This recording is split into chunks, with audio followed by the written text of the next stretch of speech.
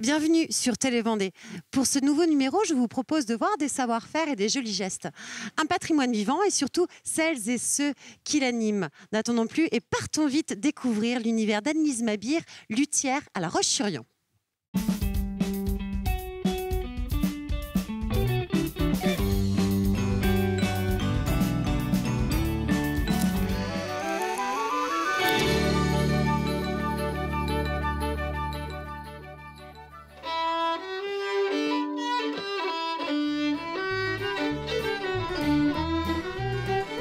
Cela fait 10 ans qu'Annelise a posé tous ses outils et croquis pour ouvrir son atelier de lutherie, inscrit sur la liste officielle des métiers d'art.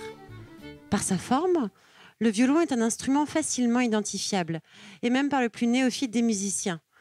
Toutes ces facettes cachées le rendent pourtant unique. Pas un violon ne se ressemble, et seule une oreille et un œil averti font la différence. Une beauté physique, associée à une beauté sonore, une morphologie d'où naît un son, une alchimie parfaite, la fabrication d'un violon relève de l'art. Après avoir consacré de longues années à la fabrication du violon, Annelise a choisi de le réinventer.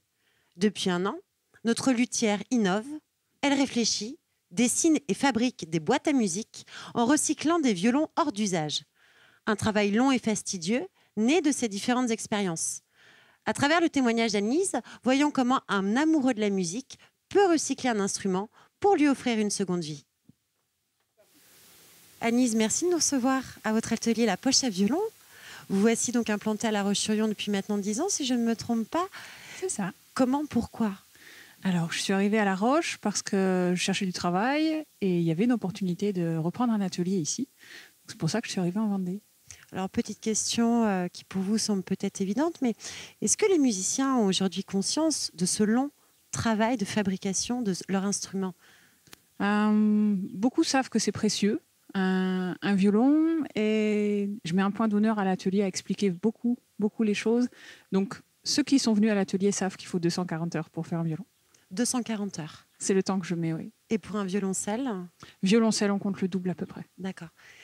Est-ce que nous pouvons avancer vers votre atelier, Annelise? Bien sûr, avec plaisir. Merci, je vous suis.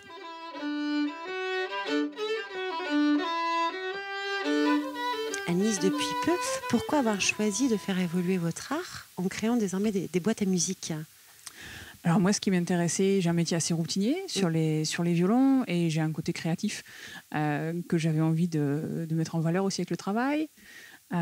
C'était intéressant pour moi de travailler avec les boîtes à musique, parce que c'est quelque chose qui me fascine, voilà, depuis que je suis toute gosse. Donc j'ai essayé d'associer les violons avec les boîtes à musique. Ça me permet aussi de faire du recyclage d'instruments anciens. Plutôt que de jeter ces beaux objets, moi j'ai pas le cœur à jeter les choses vraiment. Donc voilà, développer des petites solutions, comme celui qui est là, on a juste mis le petit dispositif dedans, ça permet de le faire sonner encore, même s'il est trop abîmé pour être réparé. Alors je vais vous prendre votre micro et j'aimerais bien entendre justement le son de la boîte à musique. Ah bien sûr. Allez-y.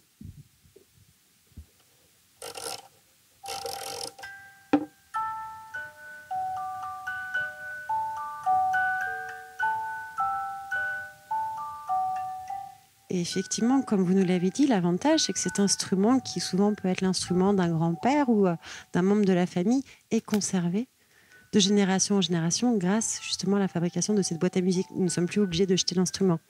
C'est ça.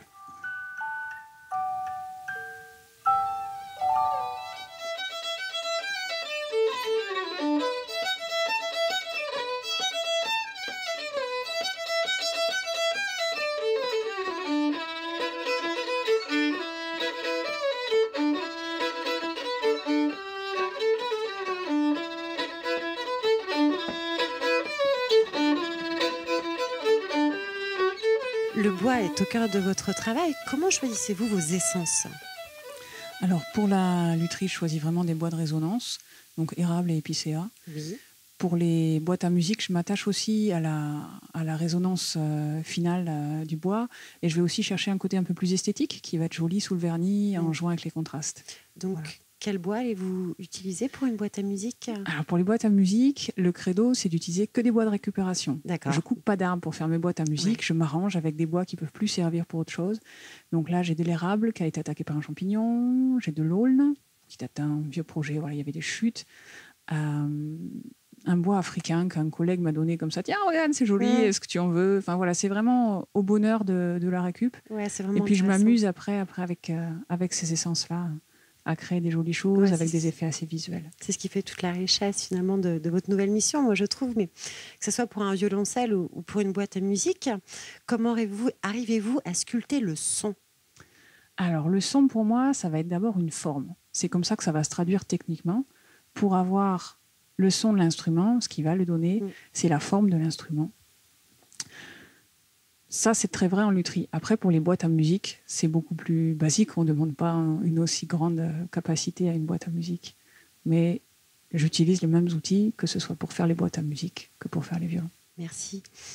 L'âme du violon est une pièce très importante. Est-ce que vous avez réussi à trouver l'âme de votre boîte à musique? Alors l'âme de mes boîtes à musique, c'est tout l'amour du travail que je mets dedans, aussi en pensant aux gens qui auront plaisir à avoir cet objet singulier. Peut-être ceux qui l'ont eu avant aussi. Pour le recyclage de violon, oui, c'est vraiment des morceaux qui ont déjà une histoire. Oui. Merci Annelise. Dernière question que je voulais vous poser. Là encore, peut-être que pour vous c'est clair, mais pour d'autres personnes, non. Qu'est-ce qu'exactement l'artisanat d'art? Ah, la colle.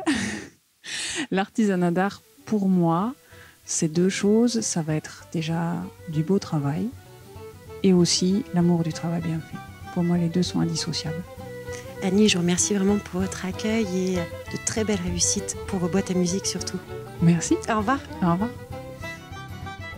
Pour assurer la transmission des savoir-faire, Annelise a fondé avec d'autres l'association Minkango, un collectif de métiers d'art en Vendée. Alors du céramiste au vitrailliste, retrouvez-les le temps d'une saison à Mareuil-sur-Lay.